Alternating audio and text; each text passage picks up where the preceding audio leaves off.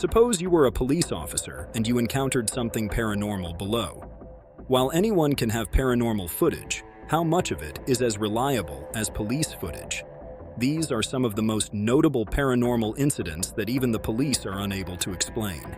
Is this a real or manufactured sighting of an unsettling apparition that several police officers on the night shift saw at the same time and even had recorded on their body cams?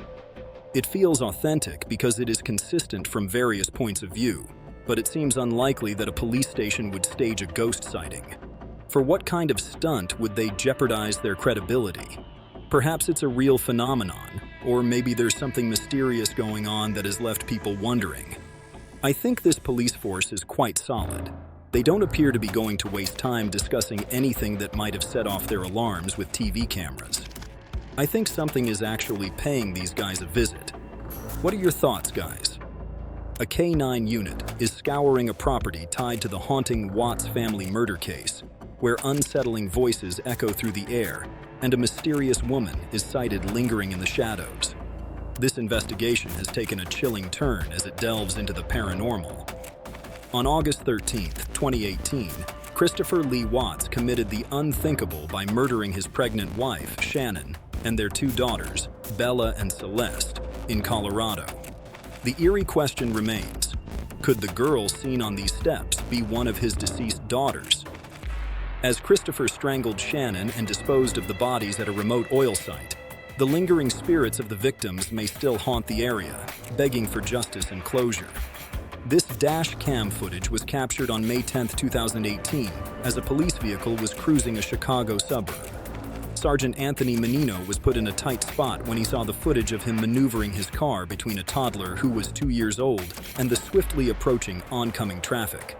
The toddler was darting between lanes with heavy traffic, getting dangerously close to large trucks and fast cars before the sergeant arrived.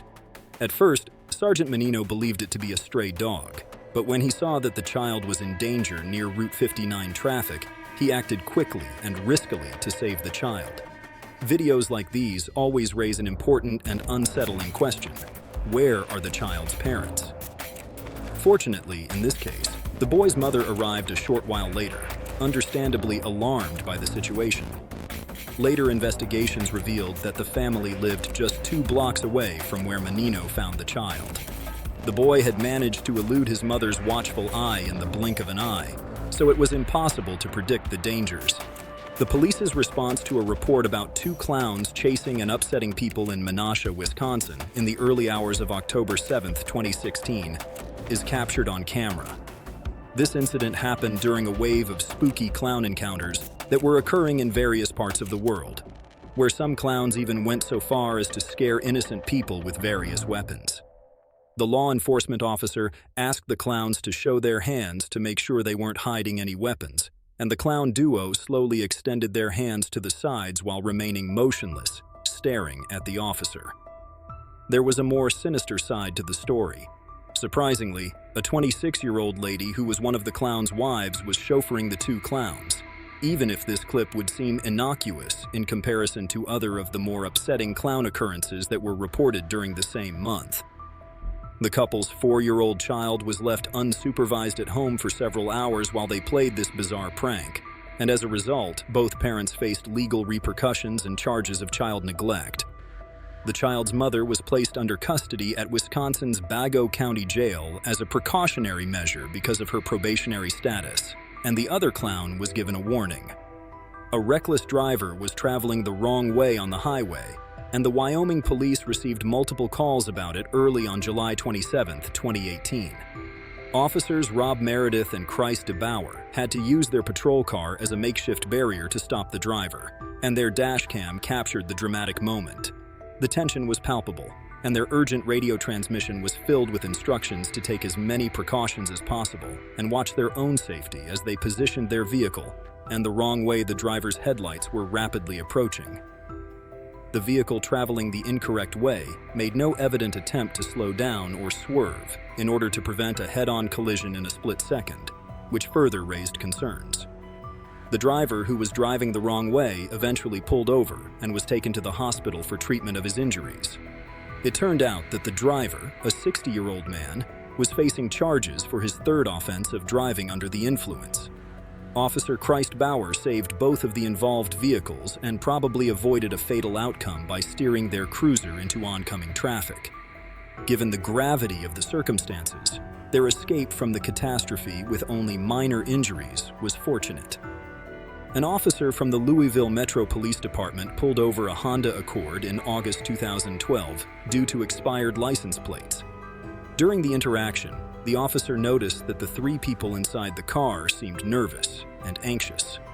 Suddenly, there were sounds of kicking and yelling coming from the car's trunk. This prompted the officer to call for backup and detain the three suspects with caution. All of the officers present opened the trunk and discovered a man who was the owner of the car. He had just finished a late shift at a Circle K gas station 7 meters away. The three suspects ambushed him after he closed the store and went to his car. They not only stole his automobile, but also tied him up and placed him in the trunk of his own vehicle. Before taking off, the three perpetrators of this event were apprehended and identified as Tret Bly, Joseph Davis, and Brittany Elder. All three are in their late 20s, and it is unknown what their plans would have been for the victim if not for the expired license plates. Even though the victim had a difficult experience and mild dehydration from the heat in the trunk, the traffic stop might not have occurred, leaving them open to the intentions of these people. Nevertheless, the victim made it out of the situation without suffering any serious injuries.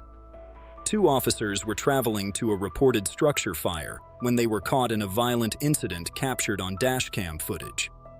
Suddenly, the mudslide overtook their patrol car, causing all four wheels to lose traction and the vehicle to spin uncontrollably as the mudslide current poured it along. Their options were limited to warning pedestrians of the danger and observing the mudslide causing chaos in the city. The officers sent urgent messages over the radio urging people to evacuate, emphasizing the need for immediate evacuation to prevent a potential disaster.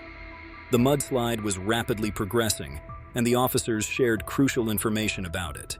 It was a dangerous situation, and escape seemed unlikely through luck or maybe a miracle. The officers regained control of their vehicle and moved it ahead of the mudslide. The officers' desperate attempts to safeguard their neighborhood in the face of an unpredictably occurring natural disaster were captured on dashcam footage. In Florida, on November 19, 2017, just 2 minutes after they arrived at the scene of a traffic stop on North Kepi Road, two police cruisers, each equipped with a dashcam, saw a small plane hovering in the air. It soon became apparent that the plane was descending and heading directly towards them. Its right wing clipped a tree as it did so, causing the aircraft to spin out and force it to the side of the road. Minutes earlier, a four-seater plane had taken off from a nearby airport, carrying 61-year-old Mark Allen Benedict and one other passenger.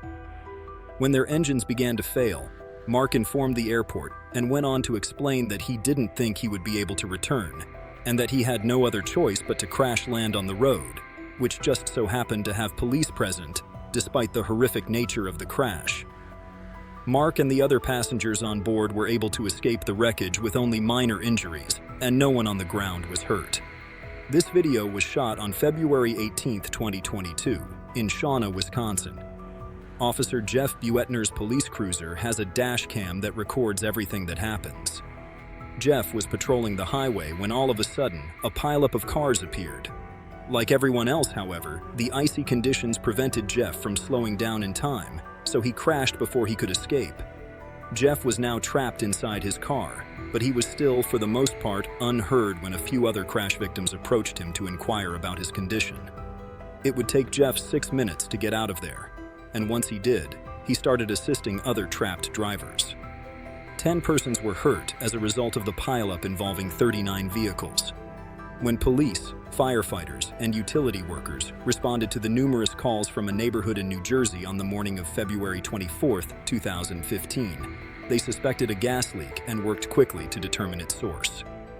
Meanwhile, 75 different homes in the surrounding areas were evacuated, and an explosion was captured on the dash cam of one of the responding police cruisers. Although the house was under renovation at the time and therefore empty of people, the explosion sent debris from it flying out in all directions throughout the neighborhood. Despite this, 15 people would still be injured from the blast, the majority of whom were firefighters and utility workers, some of whom were critically injured and required airlifting to nearby emergency rooms. Though it's still unknown how the 2-inch gas pipe broke in the first place or what set off the explosion, it's thought to have triggered the explosion.